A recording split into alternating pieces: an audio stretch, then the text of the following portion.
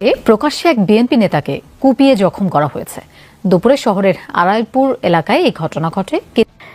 দেখতে পাচ্ছেন বিএনপি নেতা মির্জা ফখরুলকে গণধোলাই দিচ্ছেন জামায়াত। বিএনপি কে ক্ষমতা আসতে দেব না, ঠিক আছে, জামাত কি? বিএনপির লোকজনদেরকে বলতেছি, যদি আপনারা আপনাদের ধর্ম বিশ্বাস আওয়ামী লীগের আলোকে সাজিয়ে থাকেন, তাহলে আওয়ামী লীগের বিএনপির মধ্যে কোনো পার্থক্য নাই। আগে আওয়ামী লীগ 500 নিত, এখন বিএনপি 1000 নিচ্ছে।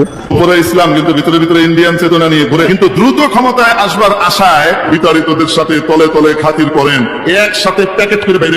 বিএনপি করে চান্দাবাজি করে ধ্বংস হয়েছে, যাক না বিএনপি জাহান নামে যাক না, চান্দাবাজি করিয়া ভোটটা দেন। তাইলে তো বিএনপি যদি খারাপ কাজ করে যখন হাসিনা ছিল তখন অনেক বেটার কাটাইছি, উনি যখন ছিল খুব সুযোগ সুবিধা ছিল সব দিক থেকে। ভালো যদি না চলে তখন আমরা চাইবো যে আবার যেন আওয়ামী লীগ সরকার যেন, কারণ মনে হয় কি আওয়ামী লীগই ভালো। স্বাগতম জানাচ্ছি আমাদের আরেকটি নতুন ভিডিওতে। সুপ্রিয় দর্শক মন্ডলী, ভিডিওর থান ব্যাটাটেল ও ভিডিওর কিছু অংশ বিশেষ দেখে আপনারা ইতিমধ্যে বুঝতে পারছেন যে আজকের ভিডিওটি কতটা গুরুত্বপূর্ণ। সুপ্রিয় দর্শক মন্ডলী, সেই অংশ বিশেষগুলোর বিস্তারিত আলোচনা দেখলে আপনারা আরও বেশি রীতিমতো অবাক হতে বাধ্য হবেন। সুপ্রিয় দর্শক মন্ডলী, আসুন আমরা কথা না বাড়িয়ে সেই সম্পূর্ণ বিস্তারিত আলোচনাটা দেখে আসি। তার আগে আপনাদের প্রতি ছোট্ট একটা রিকোয়েস্ট, যারা আমার চ্যানেলের নতুন, চ্যানেলটি সাবস্ক্রাইব করে লাইক কমেন্ট শেয়ার করে সাথে থাকুন। আসুন আমরা সেই বিস্তারিত কারণ মনে হয় কি আওয়ামী লীগই ভালো, প্রধানমন্ত্রী ছিল। বলতেছি, যদি আপনারা আপনাদের ধর্ম বিশ্বাস আওয়ামী লীগের আলোকে সাজিয়ে থাকেন, আপনারা যদি মনে করে থাকেন যে হ্যাঁ, যে ইসলাম রাজনীতির সঙ্গে ইসলামের সম্পর্ক থাকা ঠিক না, এই কথা যদি আপনারা মনে করে থাকেন, তাহলে আওয়ামী লীগের বিএনপির মধ্যে কোনো পার্থক্য নাই।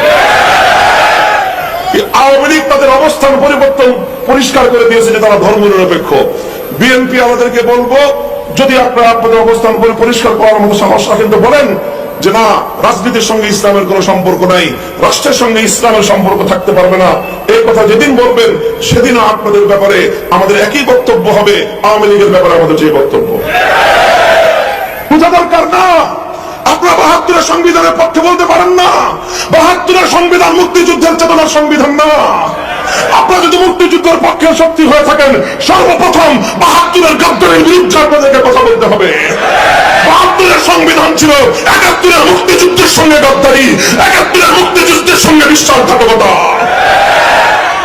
এইভাবে 72 সালে যে সংবিধান হলো, সেই সংবিধানের মৌলচার নীতি, জাতীয়তাবাদ, ধর্মনিরপেক্ষতাবাদ, গণতন্ত্র, সমাজতন্ত্র হুবহু ভারতের সংবিধানের মূলনীতিগুলো দিয়ে বাংলাদেশে ভারতের একটি অঙ্গরাজ্য, বাংলাদেশের সংবিধানকে ভারতের সংবিধানের পরিশিষ্ট বানিয়ে দেওয়া দিয়ে বাংলাদেশকে ভারতের কররাজ্যে পরিণত করা হয়েছিল। মোহতারাম হাজিরিন, বলতেছিলাম ঐতিহাসিক ভাবেও বাংলাদেশ ধর্মনিরপেক্ষ রাষ্ট্র হতে পারে না।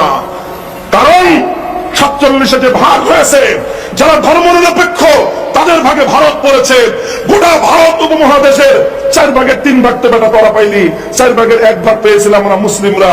এখন সেই মুসলিমদের জন্য যে ভূখণ্ড দেওয়া হলো, ভাগে আমরা অর্ধেক পাই, সেখানে আমরা পেলাম 4 ভাগের 1 ভাগ। সেই 4 ভাগের 1 ভাগে আমরা স্বাধীনভাবে আল্লাহর দ্বীন কায়েম করবো, আমরা স্বাধীনভাবে আল্লাহর দ্বীন নিয়ে বেঁচে থাকবো। এটা তো আমাদের স্পষ্ট তর্কের কথা, যুক্তির কথা। আরে ভাই, 2 ভাই জমিন ভাগ করে নিল, 1 ভাই জিতলো, 2 ভাই সমান হিস্সা পায়। সেখানে 1 ভাই 4 কাঠার মধ্যে 3 কাঠা নিয়ে আরেক ভাইকে 1 কাঠা জমি দিল। ভাগের সময় ঠকাইলা, ভাগের সময় বঞ্চিত করলা, ভাগের সময় বৈষম্য করলা।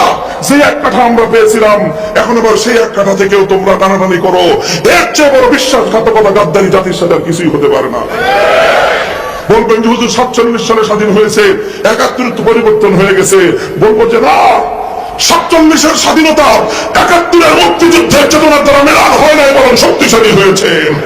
47-এ বলা হয়েছিল মুসলমানদের জন্য ইসলামের রাষ্ট্র চাই, 71-এ বলা হয়েছিল জুলুমের অবসান ঘটাবো ইনশাআল্লাহ।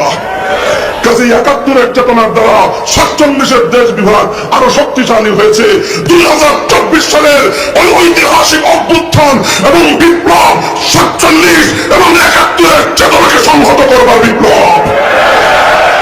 কাজেই জুলাইয়ের 2024 সালের জুলাই আগস্ট বিপ্লবের পর আজ বাংলাদেশে দাঁড়িয়ে দায়িত্বহীন ভাষায় বলতে চাই, আজ বাংলাদেশের সংবিধান সংস্কারের নতুন আওয়াজ উঠেছে। এই সংবিধানে যদি ধর্মনিরপেক্ষ মতবাদ থাকে, গোটা বাংলাদেশে বিদ্রোহের আগুন ধরবে। ভারতের সীমাবাসী বাংলাদেশে তার জায়গা হয় নাই,